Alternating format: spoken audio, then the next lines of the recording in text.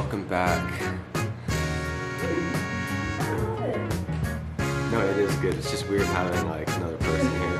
How do you feel? How do you get the hot sauce and do it after? Which I didn't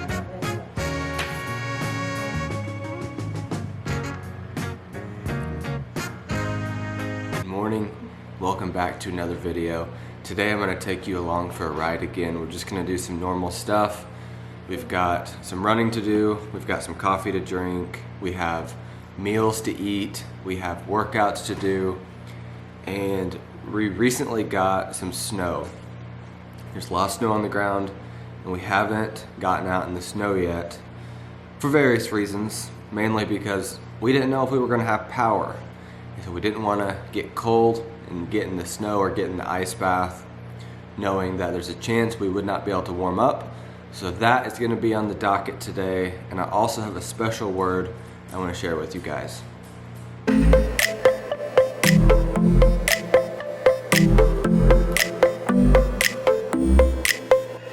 we have a golden doodle, and before we got our golden doodle, people said, don't get a golden doodle, they're so hyper, you know, this and that. But like literally, this is what she does all day.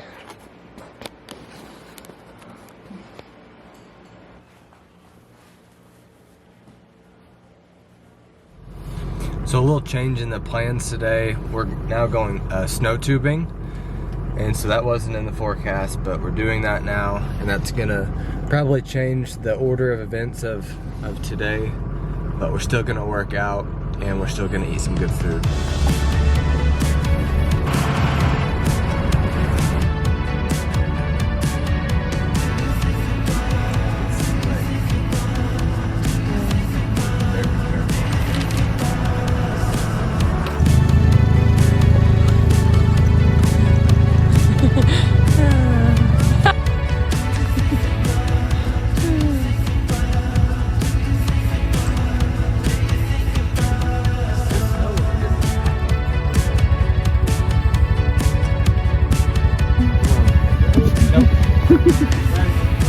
Ready.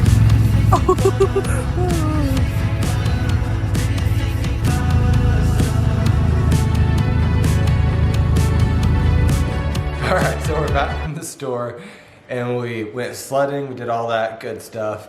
We're gonna make dinner tonight, and this is the plan. It is a sausage tortellini.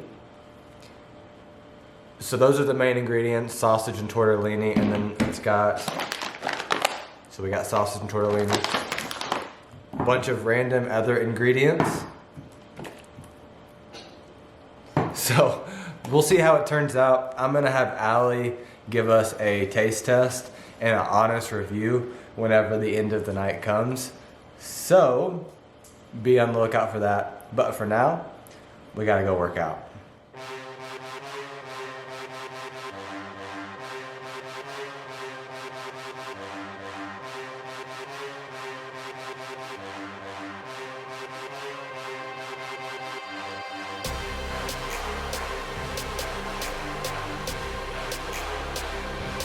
Starting out with some accessory work. I first did pull-ups and single leg Romanian deadlifts with a kettlebell. 4 sets, now I'm transitioning into some weighted chin-ups and bicep curls dumbbell.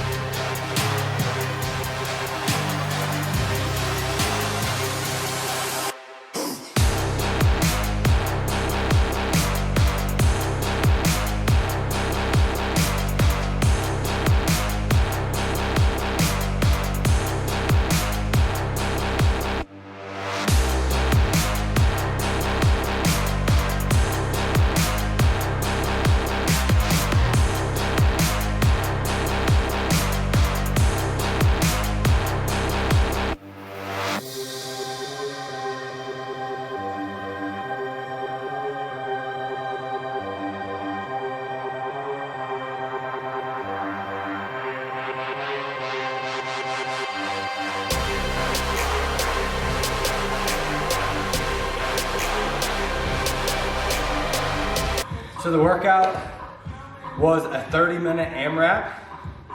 Every 2 minutes starting at 0, 10 push-ups. The rest of the time, max calorie on a machine. I did the rower, Allie did the echo bike. So what it ended up coming out to was basically 15 sets of a 2-minute AMRAP. I mean, you're just doing the machine the whole time. Short breaks with the push-ups, fast transitions.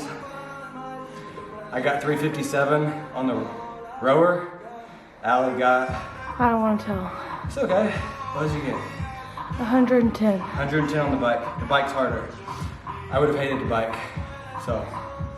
You also can't really like go really hard on that thing until like the end when it doesn't count anymore, because it's just, there's no way to do it. The erg. I think the erg is a better machine for a longer. That one, you just can't. If you're going calories or if you're going like sprint intervals, I really like the bike. Yeah. But long AMRAPs are just not. Slow ergs all the way. Yeah. Freaking 15-year-olds, even if 18-19-year-olds, right here, like anyone, like I just don't really talk about this in my life because it really sucks when I talk about my addiction more and more, because you can't understand it unless you understand. Like I was heartbroken after this breakup. Like I had dated someone before in high school and I when we broke up, but it was more like me breaking his team. Obviously no injuries. This was just a season, a couple breaks, but maybe it was gonna be amazing, whatever. And then of course I freaking get SPD, like literally the week before we go. Like I'm like, okay, God couldn't, like I haven't even done a workout and I can run a 550 mile. Like that's impressive to me, like to just jump out and do that on my 3rd mile repeat. So anyways, all that was just but all that is breastfeeding, you are learning so much more, especially for me.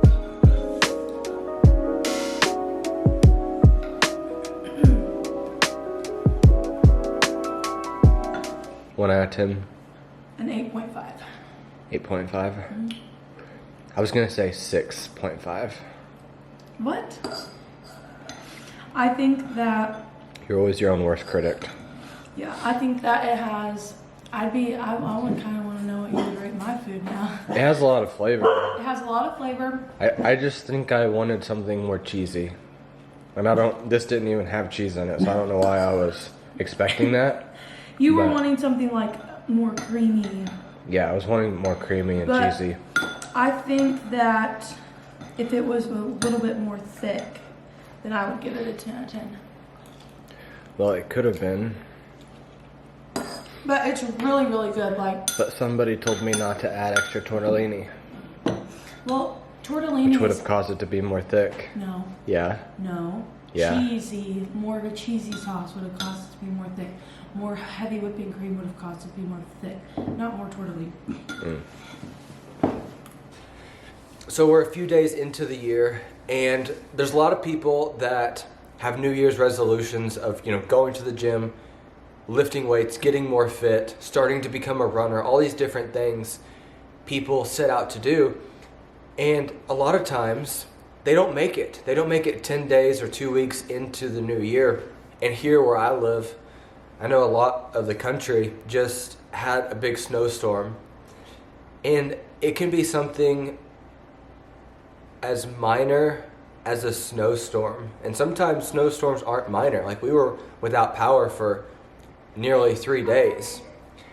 So snowstorms aren't necessarily a small thing, but they could be the very thing, whether big or small, to cause you to not go to the gym. And it made me think that we have a responsibility in the days when nothing is wrong. The Tuesday afternoons, the Wednesday afternoons, just like the normal days, we have a responsibility to make sure we're taking care of business during those days when all the conditions are fine, so that whenever those poor circumstances do come, and here's the thing, they are going to come. Things are always going to go wrong at some point. Whenever they come, you can handle that. You can take a rest day, right? Because you've earned it. You've done the things that you've needed to do. You know, it makes me think of Jesus in the Sermon on the Mount whenever he's concluding and he's talking about, you know, the wise builder built his house on the rock, and, you know, the foolish builder builds his house on sand. And when it comes, what he was referring to there was, you know, his teaching. And the wise man, you know, builds his life on the teachings of Jesus.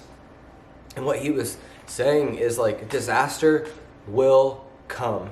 So what you do before the disaster gets here is really important.